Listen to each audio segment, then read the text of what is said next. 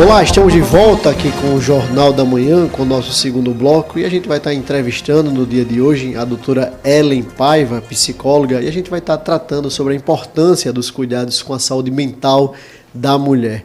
Doutora Ellen, seja muito bem-vinda aqui ao Jornal da Manhã. Bom dia Natália, Nicole, João, bom dia a todos os ouvintes. Muito importante falar sobre esse tema, né? Ô Ellen, a gente vê uma coisa na nossa sociedade que são a questão da construção dos relacionamentos. Eles sejam familiares, profissionais.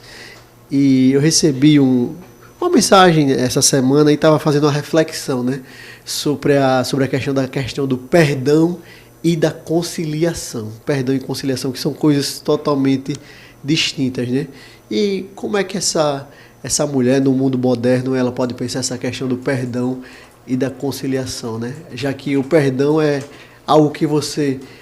eu perdoo, você dá o perdão àquela pessoa, mas conciliar, estar junto com aquela pessoa, ou seja, são coisas totalmente distintas, tipo, levar uma vida em conjunto, ou normativa, tá se tratando bem, ou no mesmo espaço de convívio. Como é que você vê essa questão da saúde mental, principalmente da mulher, sobre essa questão do perdão e da conciliação? Primeiro que nós mulheres somos cobradas não só a perdoar, como a conciliar 100% do nosso tempo. A gente tem que estar sempre relevando, sempre abaixando a cabeça e balançando e sorrindo, porque quando a gente se impõe, a gente é metida demais, né? Ou a gente está se impondo demais, está ficando chata. Isso é muito importante você falar sobre os relacionamentos, porque essa idealização de que a mulher deve estar sempre ali, perdoando, conciliando, é o que faz as mulheres estarem em relacionamentos abusivos, e isso eu não falo apenas com outros, com parceiros, com parceiras. A gente fala isso nas relações familiares, a gente fala isso nos trabalhos, né? Essa idealização de que a mulher deve ser a boazinha é perigosíssima para a nossa saúde mental. Perigosíssima, porque a gente vê aí que, segundo pesquisas da própria OMS, 1 a cada 5 mulheres são diagnosticadas com algum transtorno. A gente vê aí que os índices de suicídio e de automutilação são muito maiores com as mulheres. E daí a gente precisa se questionar, de onde está vindo isso? Porque nós, mulheres, quando vamos, por exemplo, aos médicos, nós somos mais, assim, fácil dos médicos passarem para a gente ansiolíticos, calmantes, e porque homem é exame para diagnóstico. Então, como a gente é enxergada pela sociedade, como a sociedade, na verdade, vem fazendo essa manutenção de que a gente sempre tem que estar... Não, ali é problemática, ali está sempre estressada, ali tem sempre alguma coisa para ser visualizada. Por quê? Né? Doutora Ellen, e eu faço também o seguinte questionamento, a gente vê muito essa questão da conciliação e do perdão relacionado à questão de relacionamentos abusivos. Sim. Ou seja, do pai para com a filha, do marido para com a esposa, do chefe para com a funcionária, ou seja, sempre hierarquicamente podemos dizer assim, o homem manda na mulher e ali ela tem que perdoar, reconciliar, ou seja, são relações realmente que a gente vê, principalmente nessa questão do machismo histórico Sim. na nossa sociedade, que são muito prejudiciais à questão da saúde mental da mulher. E isso a gente vê, né? A Lei Maria da Penha é muito jovem, a gente está falando aí de 2006. Né? Enquanto o machismo, a misoginia está aí há séculos, está aí desde o início da história da sociedade. Então, hoje, a gente consegue psicoeducar, digamos assim, informar. É por isso que é tão importante que os veículos de comunicação estejam falando sobre isso. Porque muitas mulheres nem têm noção das violências que estão sofrendo dentro das suas casas. A violência doméstica aí, a Lei Maria da Penha, ela não se configura apenas em relacionamentos amorosos. É intrafamiliar. É aquilo que acontece com meu pai, com meu tio, pessoas que moram na mesma casa que eu, meu irmão. E, às vezes, a violência psicológica, para mim, ela é a mais perigosa. Porque ela é sutil. As pessoas não percebem que estão sofrendo violência psicológica. Porque está ali naquela humilhação, naquela piadinha na frente de terceiros, para fazer você se sentir menor, para fazer subjugando essa mulher, com toda né? certeza, ameaçando.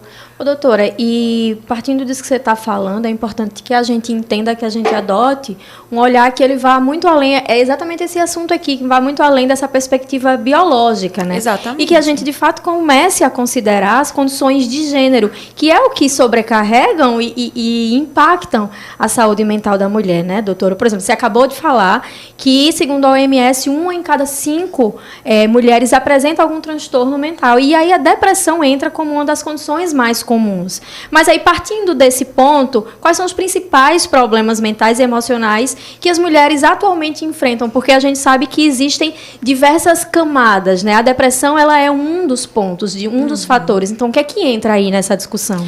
E para chegar até a depressão tem um caminho a ser percorrido, né?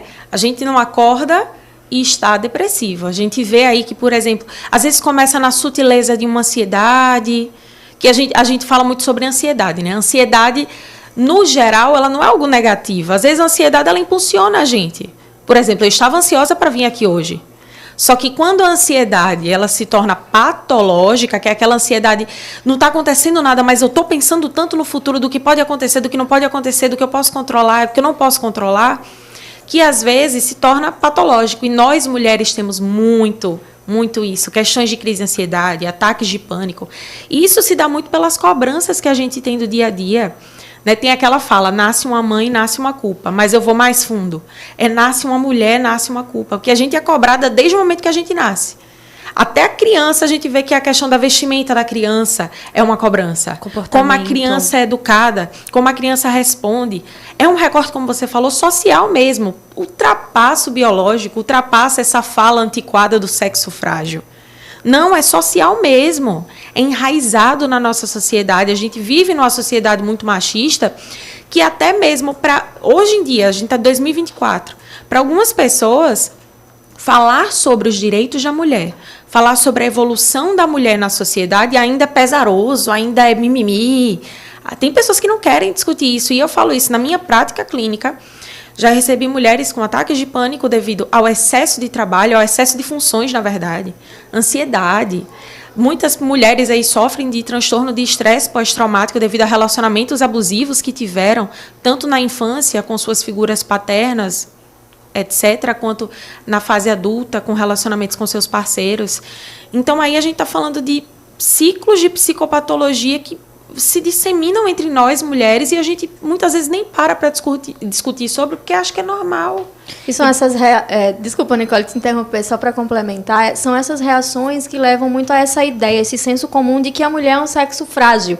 Porque parece que a gente está sempre adoecendo por nada, e né? Quem nos adoece? E quem exatamente. Então, a gente exerce muito esse papel de cuidado, né? A mulher, ela está sempre no centro desse exercício do cuidado, mas aí quando chega para o quem cuida de quem cuida, é onde fica essa questão, né, Nicole Mello? Exatamente, a sobrecarga, Natália, que a sobrecarga vem além do profissional, do pessoal, é família. A mulher tem que ter mais de várias mãos para poder alcançar tudo isso e ter uma saúde mental tranquila, ok, perfeita, não pode chorar. É todo um estigma, um estereótipo através de nós, mulheres. E sobre isso também, temos, além dessa questão dessa pressão social, temos algumas fases da vida da mulher que é onde nós estamos mais sensíveis. No caso, a gravidez, o pós-parto, né? A menopausa, o envelhecimento, que também traz uma carga emocional muito pesada. Aí eu gostaria de perguntar quais são esses desafios mais específicos para a mulher em cada fase, porque além de carregar tudo isso, ainda temos tantas fases da nossa vida. Exatamente. Aí é meio que inimaginável, né? Às vezes as pessoas falam assim, eu só soube como era quando eu passei. Nós, mulheres, estamos sujeitas, como você falou, até biologicamente mesmo, a certas fases que nos colocam em estado de vulnerabilidade. Mas aí isso não significa que a sociedade ou as pessoas ao nosso redor têm que abraçar e falar assim, é uma fase, deixa ela passar. Porque muitas vezes a gente vê isso, né? Mulheres grávidas, tem questões aí hormonais latentes, mas também tem questões aí de cuidado.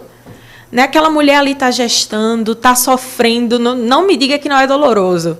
Né? É prazeroso, mas é doloroso. O puerpério é prazeroso, mas é doloroso. A gente aí, o corpo da mulher ele é tão, digamos assim, inteligente que ele produz hormônios para que a mulher se sinta, de certa forma, ali leve ao amamentar.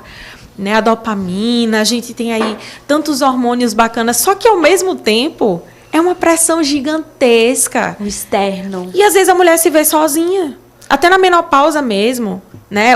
A questão dos filhos, a questão do próprio marido. E é muito estressante, é muita demanda. E é como você falou, você tem que estar sempre bem. Você tem que estar sempre bem. É como se nós mulheres fôssemos criadas para atender e os homens fossem criados para demandar. E quando a gente vai demandar, está demandando demais. É demais para a sociedade. E o pedido é um suporte básico, Natália. Básico. O psicólogo Ellen Paiva tem uma questão que a gente vê, essa questão das redes sociais que influenciam muito na nossa sociedade de um modo geral, sobretudo em padrões de estética. A gente tem visto, por exemplo, até lipoaspiração no joelho, pelo amor de Deus. Enfim, a gente vê que há essa grande pressão das redes sociais e muitas mulheres que se deixam levar por essa rede social, desse corpo perfeito, desse padrão de estética da mulher esguia, magra, enfim, aquela coisa que a gente já viu há alguns anos que era pautado pela televisão, sai da televisão e agora é pautado através da rede social. Como é que você vê também essa questão desses padrões de sociedade imposto, aspas, pela rede social? É a chamada pressão estética. E como a mulher deve se comportar diante dessas questões? Vai ou não vai, essa estética muda. Né? Há um tempo atrás a gente estava aí numa viralização de pessoas com preenchimento, silicone, lipo, e daí hoje já vê pessoas retirando os preenchimentos. Vai ou não vai, esse padrão muda, e aí de você aquele se não dentinho, acompanhar. Doutora, aquele dentinho bem branquinho. São as tendências, né, que vem surgindo de tempos em tempos. E aí da mulher que não acompanhar. É por isso que eu digo sempre, o processo psicoterapêutico ele é fortalecedor. Porque quando você se conhece, fica mais fácil você saber o que você quer, quem você é e se aceitar. Aceitar suas dores, suas vulnerabilidades, seus defeitos. A sua genética. A sua genética, né? Porque é impressionante como as redes sociais moldam, por exemplo, o dia a dia de nós mulheres. É sempre um penteado que está na moda, uma maquiagem que está na moda. Uma roupa, uma vestimenta. Uma roupa que está na moda. Se você usa uma roupa X, posta na internet, você é menos profissional. Ou você é mais profissional. Ô doutora Ellen, eu vou até citar um caso, por exemplo, eu vi uma foto minha de há 30 anos, eu usava camisa polo, calça jeans e sapatos. E hoje eu estou vestido com camisa polo, calça jeans e sapato. Ou seja, em relação ao homem, né, não tem essa pressão, esse culto ao novo, tal, essa questão da estética que é tão cobrado, é tão imposto em relação à mulher. O homem tem essa liberdade, exato, não é, doutora? De nós é tirada essa liberdade, né? De ser quem somos, de sermos leves, de adquirirmos ali as nossas dores. E até para falar sobre as nossas dores, a gente precisa ponderar. Eu acho muito engraçado que às vezes tem uns memes da internet que posta assim, quando o homem está gripado, aí mostra um homem assim, deitado na cama, todo sequelado, falando, pelo amor de Deus, socorrer a mulher gripada, arrumando casa, cuidando de criança. Porque é exatamente assim. A gente tem que ser forte, mas quando a gente é forte, a gente é julgada. E aí, né? Entrando para essa situação, tudo isso que a gente vem falando são situações extremamente adoecedoras, né? E aí, quando a gente entra no ponto dessa violência de gênero, né? A discriminação, tudo isso são fatores que eles afetam negativamente a saúde mental da mulher como um todo. E aí, principalmente, por exemplo, as mulheres que vivenciam abuso físico, sexual, psicológico, aí já são outros desafios bem mais significativos, né, doutora? E aí entra a pergunta, será que as mulheres hesitam mais em procurar ajuda psicológica por conta desses processos, por conta de parecer frágil? Elas se seguram um pouco mais para chegar ao ponto de se entender doente ou adoecendo para poder buscar essa ajuda profissional? Você percebe essa relação? Na verdade, vou te ser bem sincera, eu recebo mais mulheres nos consultórios porque eu acho que as mulheres, elas têm mais facilidade de procurar e buscar ajuda do que os homens. Mas aí a gente precisa entender qual é a raiz desse problema. O que está adoecendo essa mulher? Você acabou aí de falar sobre violência e algo que é preciso ser falado porque se não fosse uma questão de políticas públicas, aí não haveria lei, né? E hoje em dia a gente tem mais mulheres falando sobre. Eu passei um tempo na delegacia e realmente a gente viu um aumento muito grande de denúncias. Mas não necessariamente seja um aumento da violência, mas sim um aumento das mulheres conseguindo falar sobre, buscando ajuda. Nesse tempo que eu já tive a oportunidade de clinicar, por exemplo, eu não tive, na verdade, um paciente homem. Busca, pergunta, fala, mas não chega aos consultórios. Então, nós, mulheres, temos essa facilidade maior de reconhecer nossas fragilidades, sim. Tanto que, quando vai ao médico, se você for ver e for parar para analisar, você vai ver mais mulheres. Né? Isso é impressionante. Se você for parar para ver, vai numa consulta, quantas mulheres tem aqui? Várias, inúmeras. Mas aí também tem que ter esse questionamento do porquê as mulheres estão sendo tão afetadas psicologicamente. E, doutora, quando é o tempo exato, necessário, importante para buscar uma ajuda profissional? Aí não tem tempo, é sempre. É sempre. Eu digo que tem esse preconceito social, né? Se faz terapia porque é doido, que isso é antiquadíssimo. Não. Quem está bem também procura terapia para fazer a manutenção do seu bem-estar. Terapia é bem-estar. Buscar médicos especialistas é bem-estar, é você cuidar da sua saúde. Então, não tem momento certo. Se você é adolescente, se você tem uma filha, uma criança, busque sempre ali tá fazendo essa manutenção da saúde mental dessa criança, dessa saúde física dessa criança. Sua mesmo, enquanto mãe. A mãe tem uma sobrecarga gigantesca. Né? Então, cuidar de si é cuidar do outro. Para eu cuidar do outro, eu tenho que estar bem. Para eu cuidar, para vocês se cuidarem aqui, vocês têm que estar bem. É perceptível quando uma pessoa não está bem. Às vezes o processo não anda. E isso é no dia a dia, isso é na vida. Né? Então, assim, é o que eu digo para todo mundo. Não tem momento certo para você começar a se cuidar. É sempre, é todo dia. Quero agradecer demais a participação de hoje aqui do Jornal da Manhã, da psicóloga Ellen Paiva. E Ellen, quero deixar aqui o convite público para que você possa aqui estar em outras oportunidades, tratando dessas e de outras temáticas tão importantes para a nossa sociedade, para a saúde mental da mulher. E quero deixar um espaço aqui para suas considerações finais e também deixar suas redes sociais, seus contatos de divulgação, enfim. Muito obrigada, estou agradecida, foi um papo muito bacana. Vou deixar minhas redes sociais que estão aí abertas, caso haja alguma dúvida, caso as pessoas tenham interesse em iniciar o processo psicoterapêutico. Meu Instagram é @psi.ellenpaiva, Ellen com H e 2 L's. E o meu número para contato é 99684-6779. Tá dado o recado. Muito obrigado mais uma vez a doutora Ellen Paiva, minhas companheiras de bancada, Nicole Melo, Natália Barros, nosso querido Bitoca na técnica, o Mailson Franklin, que está em recuperação e daqui a pouco está conosco, se Deus quiser. Um abraço a todos vocês e até sexta-feira, até o nosso sextou amanhã, se Deus quiser. Amanhã tem sextou, viu? Tchau, tchau, ouvinte. Até amanhã.